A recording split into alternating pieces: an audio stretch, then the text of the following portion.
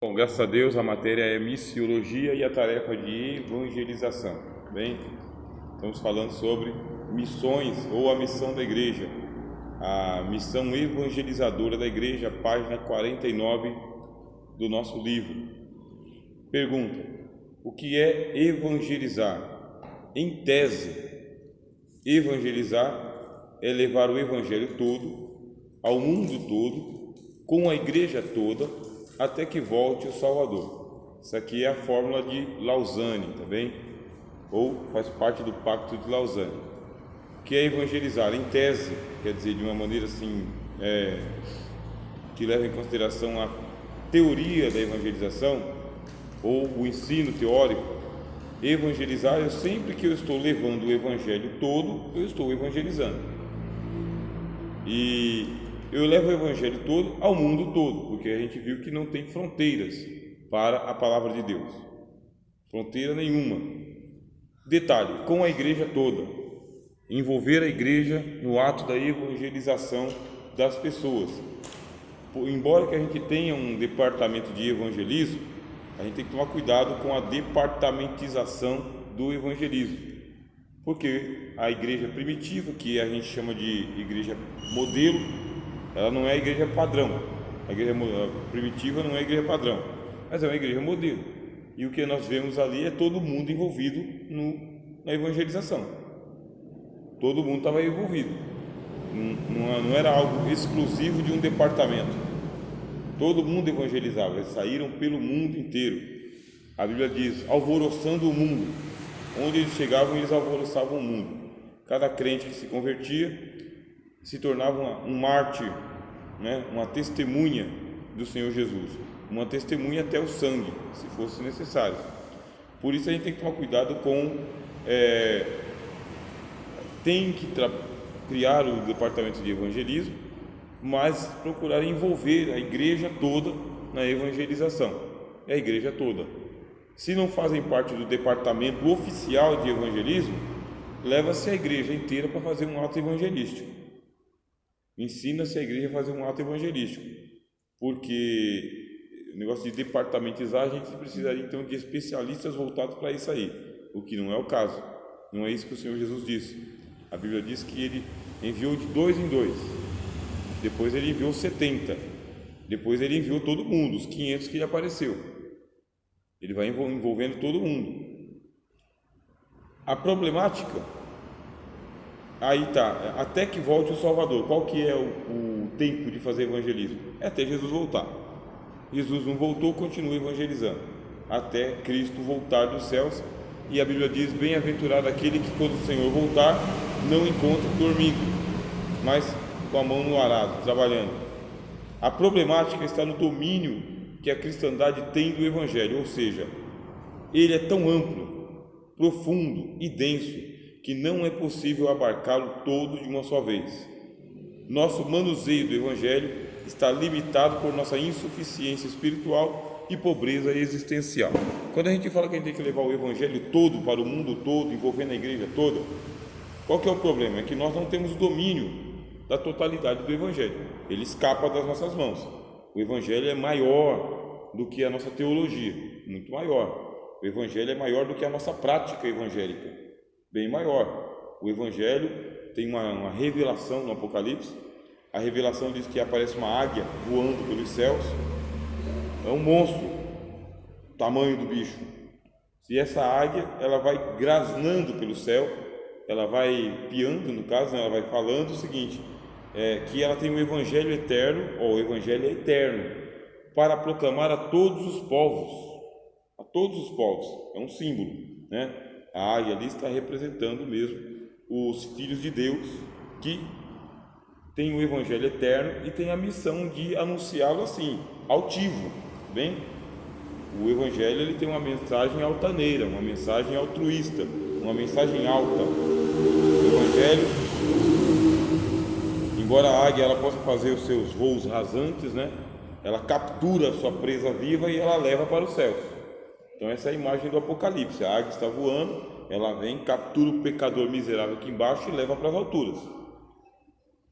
O evangelho, ele é eterno, ele é denso, ele é pesado. Então, se a gente pegar com as duas próprias mãos, não tem força para sustentar o poder do Evangelho. Ele é muito poderoso. Palavra do apóstolo Paulo: o Evangelho é o poder de Deus, poder de Deus para a salvação. É um poder que Deus envia para salvar os homens.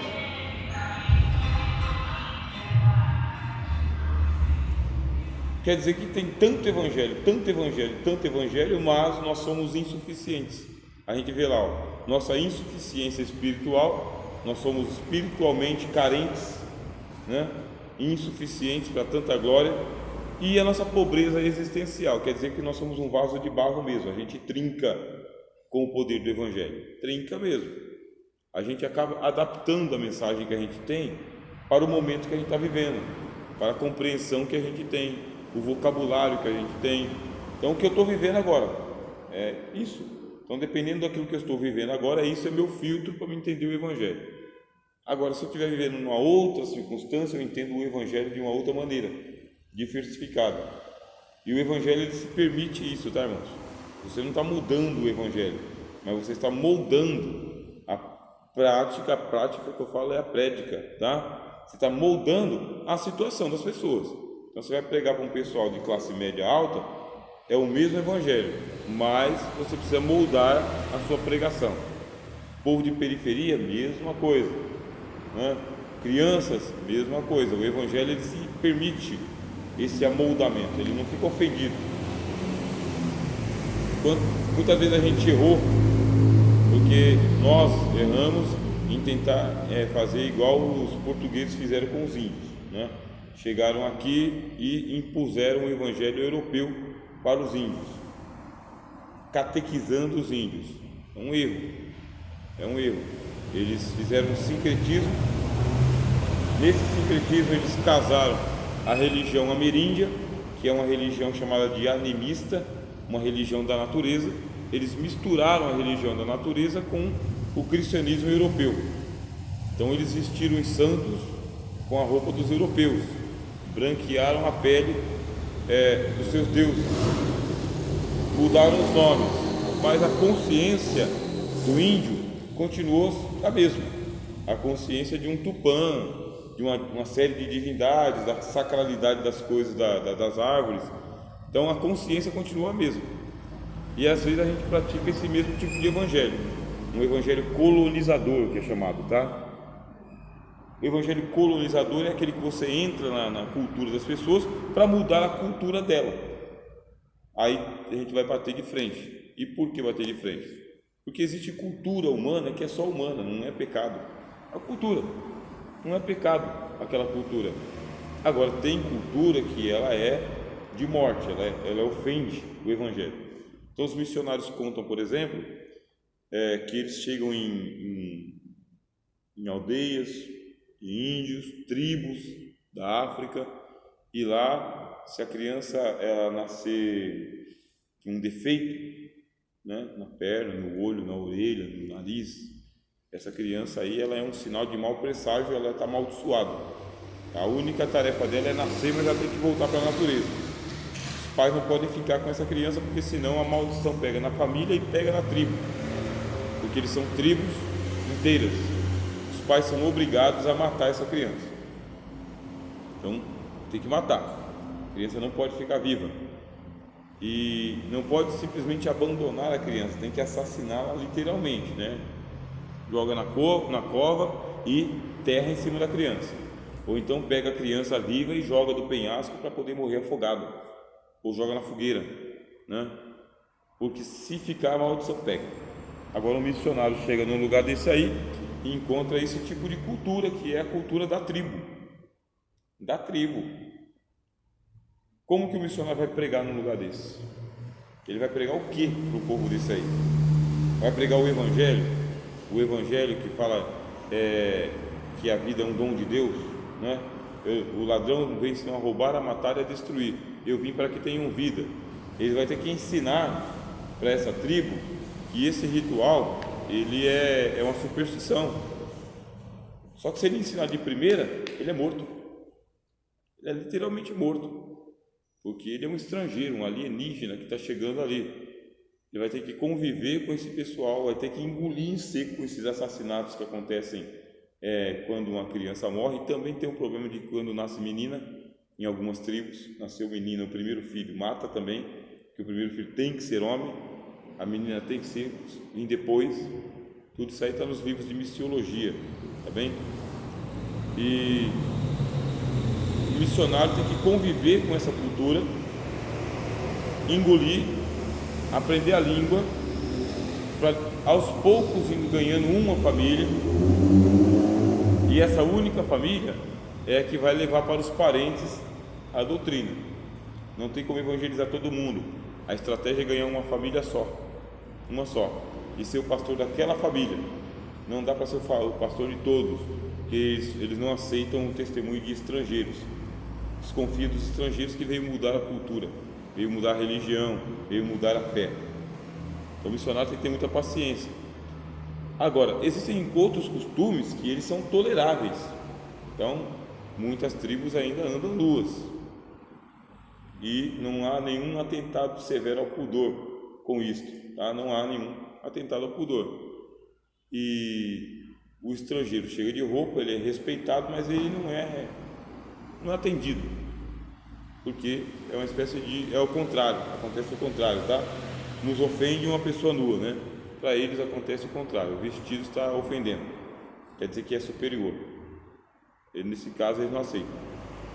Então o missionário vai ter que se despir, vai ficar nu também. Pode ter alguma proteção lá, mas é uma proteção mais da tribo mesmo. E aí? Quer dizer que você tem alguns costumes que são perversos, outros costumes eles são toleráveis. Algumas tribos praticam a poliandria. Então, na poliandria, a matriarca da tribo, ela é a mulher de vários homens. Ali tem a poliandria. Então, ela é a mulher de vários homens e o status da tribo é ficar com aquela matriarca, com aquela mãe, com aquela mulher. Esse é o status. E aí ele é um guerreiro, ele é alguém que vai ter o respeito da tribo, mas chama-se poliandria. Então você imagina, existem outras que têm a poligamia, é um homem com várias mulheres. Como faz para pregar o evangelho? Como faz? Bom, o nosso problema é bem mais simples, né? A gente não está enfrentando isso aqui em São Paulo. O nosso problema não é voltado para isso aí. Só que nós temos outros costumes que são terríveis na nossa sociedade. São costumes. E são maus costumes, são maus, mas se você já chegar socando o mau costume, também já perde,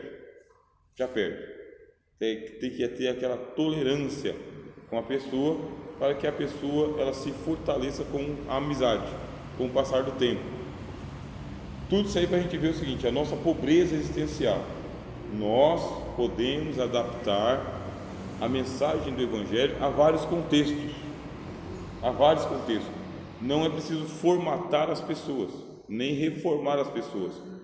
Palavra do Senhor Jesus, você pega a semente e joga na terra, aí a semente já tem o poder germinador e ela vai fazer o papel dela, mas tem que ter fé, né?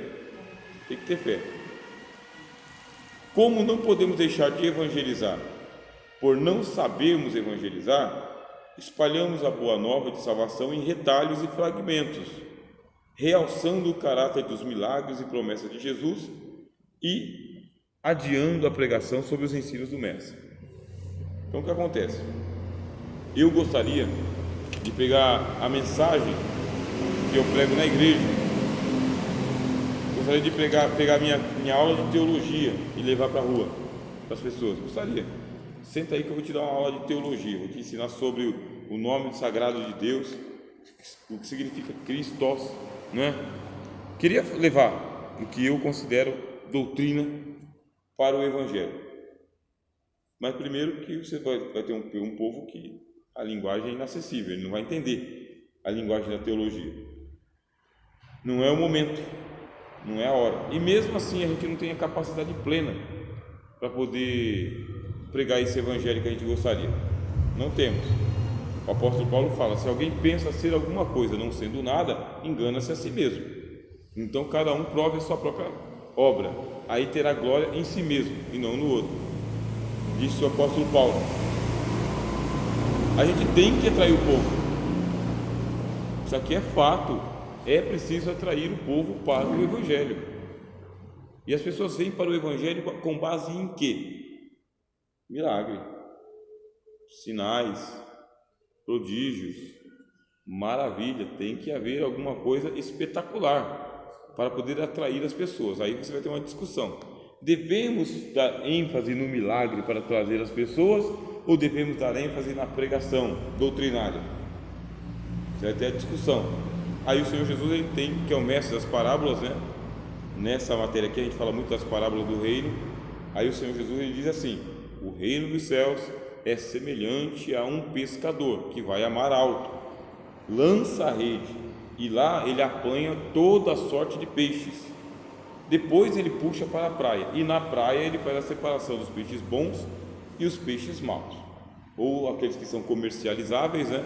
E aquele que não serve para o comércio. O que ele faz com o peixe que não serve para o comércio? Devolve para o mar. Ele não mata, ele devolve vivo para o mar. E os bons? Aí ele guarda para comercializar, para vender, para comer. Então nós, no ato da evangelização, a nossa tarefa de evangelização, aí tem uma palavrinha que a gente traz da sociologia.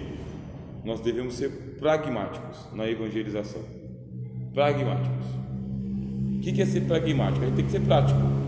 Você tem que levar um evangelho para a sociedade e ouvir lá fora. Tem que pescar o peixe. Tem que pescar as pessoas em mar alto. Lá você vai ter que usar malha grossa ou malha fina, mas vai ter que usar malha. Não dá para usar tarrafa no mar alto e também não dá para usar anzol. Tem que usar a rede. E essa rede aí você vai ter que falar a linguagem das pessoas. A igreja deve falar a linguagem das pessoas, falar do problema que as pessoas estão passando mesmo, sabe? Isso aí é uma falha do evangelismo nas praças que eu participo muitas vezes, que os pregadores que gostam de pregar na praça, eles ficam pregando contra o pecado, né? Você tem que aceitar Jesus, que você está em pecado e vai para o inferno. Se você não aceitar Jesus, você vai para o inferno. Aí fala o que é o pecado para a pessoa: beber, matar, fumar, se prostituir, se drogar, traficar. Vai falando para as pessoas o que é o pecado. Isso aí é desperdício de material. Isso é desperdício de material, pode ter certeza. Não é assim que evangeliza, não é assim. É levar a boa notícia do Salvador, é falar de Cristo abundantemente e falar do Cristo que cura, que salva, que perdoa, que liberta. Tem material para isso, tem os 4 evangelhos, tem muito material para falar de Jesus evangelista. Você tem o Jesus evangelista e você tem o Jesus mestre. O Jesus mestre, ele senta e ele vai ensinar a doutrina, mas o Jesus evangelista, ele está curando, batizando, ele está fazendo milagres, está visitando as pessoas. Esse é o Jesus evangelista. E a gente não tem que tentar salvar a pessoa lá onde ela está, na primeira pancada. Tem que trazê-la para o lugar da separação. O lugar da separação é a igreja. O objetivo é trazer para a igreja. Por isso tem que ser pragmático, tá, irmãos? Pragmático. Fazer um evangelismo ou uma evangelização que esteja prática. Não seja muito difícil, embora tenha que ser bem pensada, mas não pode ser muito difícil para não cansar quem participa.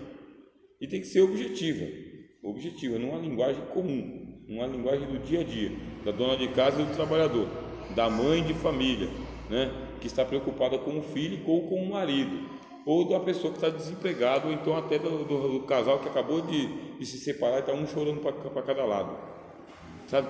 É a linguagem das novelas, pessoal. Eu tenho um amigo que ele dizia o seguinte: o evangelho tem que ser pregado na linguagem do boteco mesmo, com cachaça e tudo. Tem que se falar a língua das pessoas. Como que é a linguagem do boteco? É a mais informal possível.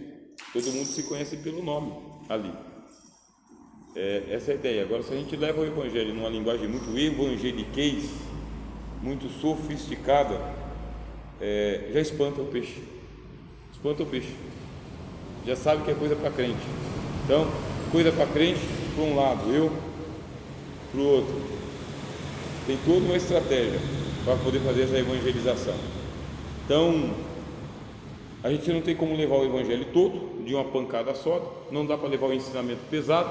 O que a gente leva? A gente leva ele em, olha lá, retalhos. Está certo, está certo, tá? Tem que levar só um pedacinho mesmo. Você recorta um pedacinho e leva. E fragmentos, é só um pouquinho. E realçamos o caráter dos milagres e fala dos milagres de Jesus. Fala dos milagres de Jesus. E as promessas que ele tem. Ele tem promessas que não acabam mais, né? De nos ajudar e nos aliviar. E a gente adia um pouco o ensinamento do mestre para a escola dominical ou para os cultos de ensino. Inclusive cultos públicos, ele é um culto evangelístico também. Então um culto público, ele é um culto voltado para captar almas e para segurar as que vêm. A pessoa já está na igreja, a pessoa não é da igreja, já está na igreja, ter que pescar de qualquer jeito essa alma, pregar uma boa palavra, cantar uma boa música, preparar aquela turba que faz a oração ou a intercessão para os que aceitam a Jesus, ou para os que são visitantes, ou para os que são aniversariantes. Tudo está valendo, tudo está valendo, tem que cativar, tem de cativar. E esses dias que eu estou participando aí do Uber, estou trabalhando à noite, estou tendo um aprendizado que eu não tive nos seminários de teologia e nem nas igrejas. Estou convivendo com o pessoal aí que eles estão contando as suas histórias do mundo que eles estão vivendo. E eu estou aprendendo bastante mesmo. Estou melhorando no meu entendimento sobre a vida real, tá? Vida real dos jovens, solteiros, homossexuais. Estou pegando muito passageiro homossexual também, o pessoal que volta chapado da balada, casal que briga dentro do carro, né? Briga. Um dia desse entrou um de um lado, o outro do outro, assim, bicudo, né? Aí eu peguei e coloquei música romântica. Aí, daqui a pouco os dois estavam lá se abraçando. Ajudei alguém a se reconciliar. Sério, seríssimo. Então, é conhecer as pessoas. Conhecer a psicologia das pessoas e levar um fragmento para elas, tá? Isso não é errado, tá? Mas não é suficiente. Pescar o peixe não é suficiente. Tá? Trazê-lo para a igreja não é suficiente, isso é estratégia. De vez em quando eu ouço o pastor João falando de estratégia. Tem a estratégia e tem a tática, tá bem? A tática é quando você vai direto no corpo a corpo, aí é tática. Estratégia é quando você cria em volta da pessoa o cenário, o ambiente, a situação, para ela poder ficar cativa do evangelho. Foi o apóstolo Paulo que falou: eu levo cativo todo o conhecimento para obedecer a Cristo. Paulo fazia isso, ele levava cativo, mas primeiro tinha que usar estratégia, tá bem? Evangelizar é levar o evangelho todo, ao mundo todo, com a igreja toda, até que volte o Salvador.